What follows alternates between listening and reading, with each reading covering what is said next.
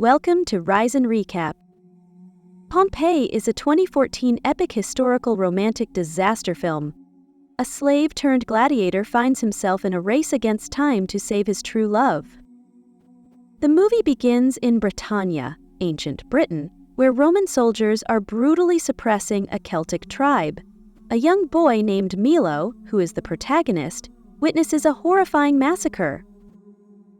The Roman forces, led by Corvus, slaughter his entire tribe, including his parents, as part of Rome's brutal campaign to conquer and dominate the region.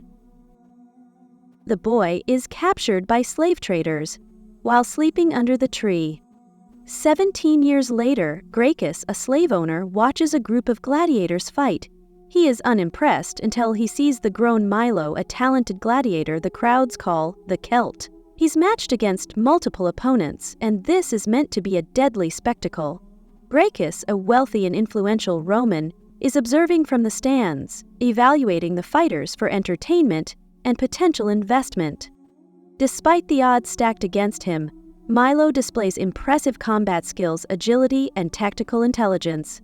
He swiftly defeats several seasoned gladiators with brutal efficiency, which captures the attention of the crowd, and more importantly, Gracchus. Milo is soon brought to Pompeii with his fellow slaves. While driving a carriage that was carrying Cassia and her servant, Ariadne, they witness a horse fall. Cassia is drawn to Milo, who kills the horse to end its suffering. While traveling through the crowded city in a carriage, Cassia grows frustrated and overwhelmed. Despite her guards and social status, she demands to leave the carriage and go on foot through the busy streets. This act of rebellion highlights her independent spirit and her desire to escape the constraints of her noble life. Cassia is the daughter of the city ruler Severus and his wife, Aurelia, happy to have her back after a year in Rome. Severus is hoping to have the new emperor Titus invest in plans to rebuild Pompeii, but Cassia warns him of Rome becoming more corrupt. When Milo, a skilled gladiator and former slave, is first brought to Pompeii, he arrives in chains along with other prisoners.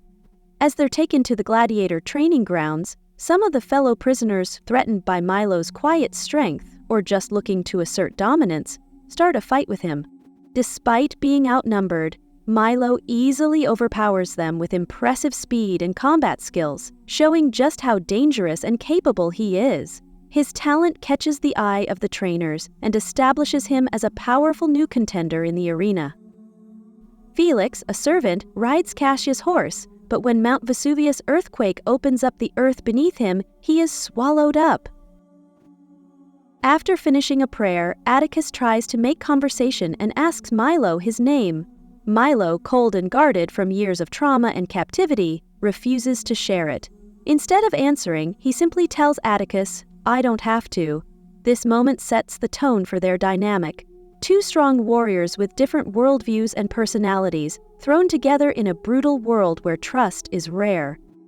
Milo quickly engages in competition with Atticus, a champion gladiator who, according to Roman law, will be granted freedom if he achieves one more victory at the gladiator arena. During a grand party hosted by Cassia's parents. While attending the party, Cassia spots Milo, who is one of the slaves, standing among other slaves in the background. At this moment, she is struck by Milo's presence and is intrigued by him. Corvus, who is now a senator, informs Severus that the emperor will not invest in his plans, but Corvus will. It turns out Cassia left Rome to escape Corvus' advances. Milo helps calm horses when an earthquake causes them to become excited. Milo asks Cassia to escape with him, wanting to flee the city together to avoid their troubled lives. As they try to make their getaway, they are pursued by the Roman army. At one point, Milo promises to bring Cassia back to safety, but Cassia refuses, knowing that doing so will lead to severe punishment for him. She insists on staying behind, despite her love for him, as she fears for his life. Milo, however, declares that he is willing to face any punishment to protect her, and to stay true to their bond. Returning to the villa, Corvus is ready to kill Milo, not recognizing him from the village massacre, but Cassia pleads for his life. Milo is publicly whipped as punishment. Despite the pain, he doesn't utter a single cry.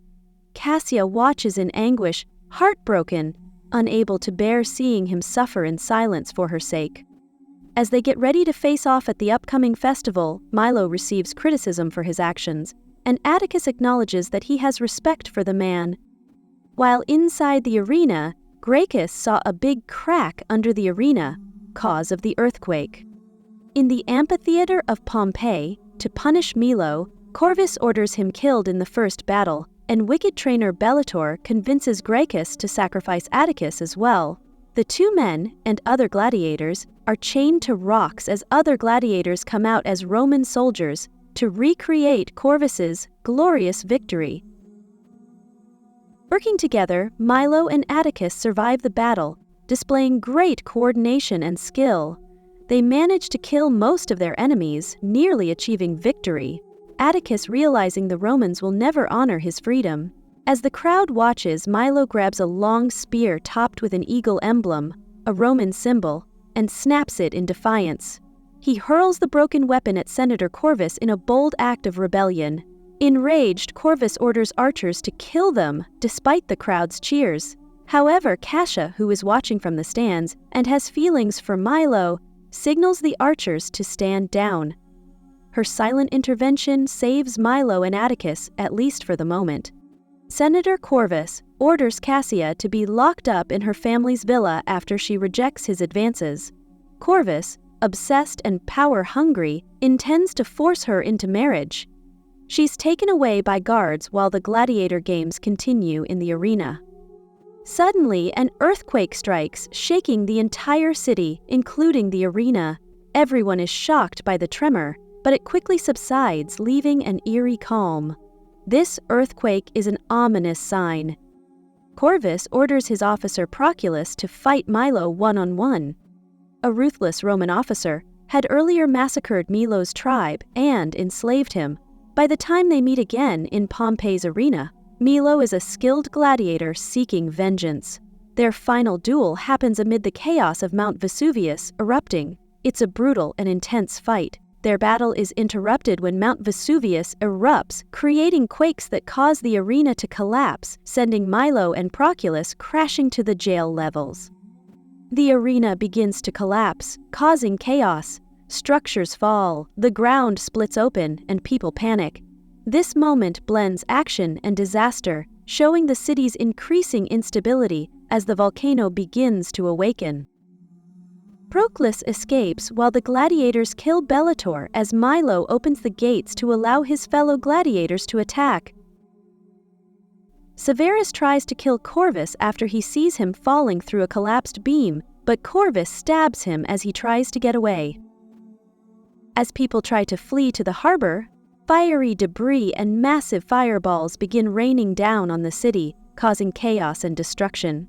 One dramatic moment shows a giant fireball hurtling from the volcano, crashing into the city and igniting buildings. A ship is destroyed by a single fireball, killing the Gracchus that fled. Milo learns from Aurelia, Cassia's mother, that Cassia is at her family's villa. Aurelia conveys this information to Milo before succumbing to her injuries. Determined to save Cassia, Milo rushes to the villa and rescues her just before the building collapses into the sea. Tragically, Cassia's parents, Severus and Aurelia, perish during the disaster. Milo rushes to the villa and saves Cassia, however, Ariadne dies when the villa sinks into the sea. Corvus and Proculus kill civilians blocking their path to safety. Atticus tries to get to the harbor, but a volcano-generated tsunami slams into the city, destroying the outer walls and breaking up ships.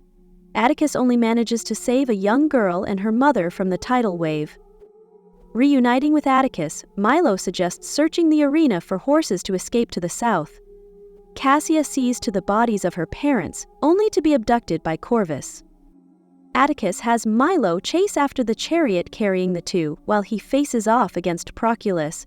The Roman manages to mortally wound Atticus, but the gladiator rises up to break the blade and use it to kill the soldier. Corvus is chased by Milo across the city, barely avoiding fireballs and crumbling roads and buildings, before the chariot hits the Temple of Apollo, when Cassia is trapped in a chariot alongside the villain Corvus.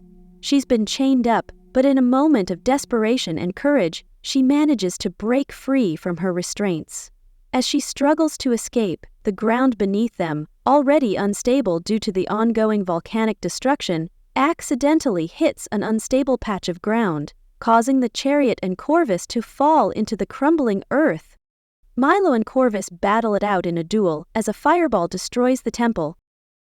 Cassia chains Corvus to a building as Milo declares that his gods are coming to punish the senator, leaving him behind just as a massive wall of lava and fire crashes down, killing him in a fiery, fitting end. Milo and Cassia ride off as a pyroclastic surge race down the mountain and into the city, incinerating Corvus. At the arena, Atticus proudly meets his fate, proclaiming that he dies a free man. Milo and Cassia are thrown off by the horse near the edge of the city. Milo tells Cassia to leave on her own. Instead, she sends the horse off, not wanting to spend her last few moments running. As the pyroclastic flow engulfs them, she and Milo exchange passionate kisses. The last shot is of the duo's bodies, now plaster casts, locked in an eternal embrace. If you like this kind of content, just hit the like and subscribe button for more future videos.